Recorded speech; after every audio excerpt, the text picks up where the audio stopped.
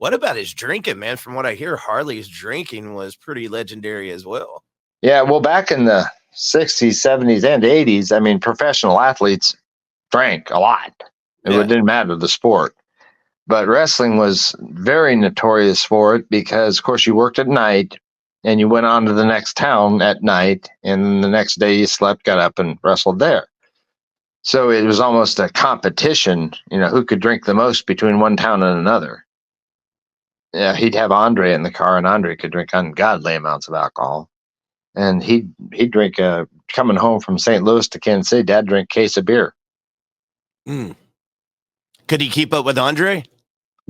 No one could keep up with Andre.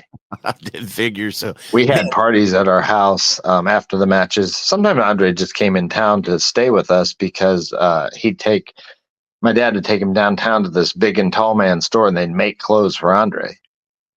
But so he came in town quite often, but he was in town for a party. We had this really nice basement. Had a dance floor and a bar and pool table room, media room. And the only problem, it was 7-foot ceiling, and Andre was 7'6".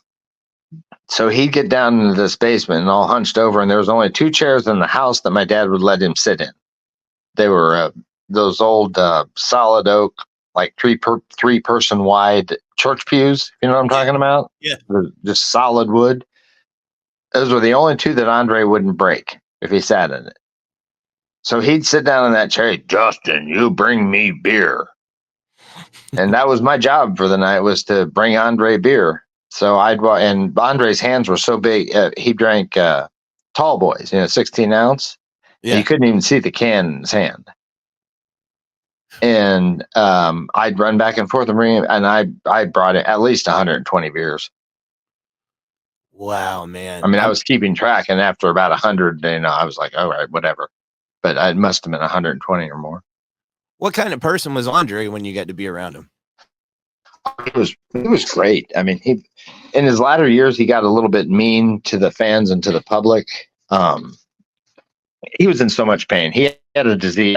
Obviously, he had a disease, but he had other diseases that people didn't know about. One of which was his body stopped growing or his back stopped growing before his body did. So he would have even been taller, but he was in immense pain. But he was Uncle Andre to me. He was always excited to see me, and I'd run up and grab a hold of him. He'd sit me down on his knee and bounce me up and down. I'd basically hit the ceiling. And they had this special mattress in one of the guest rooms at our house for Andre. And even with the biggest mattress that they could have made, his feet still hung over the edge by about a foot. And I'd go in the morning, getting ready for school. I was a little boy, and I'd sit there and I'd take a feather or something, and I'd tickle his feet. And I'd stand here, leave me alone. I said, come on, get up, Uncle Andre, have breakfast with me. Yeah, leave me alone. And so, he was great. He was like a jungle gym.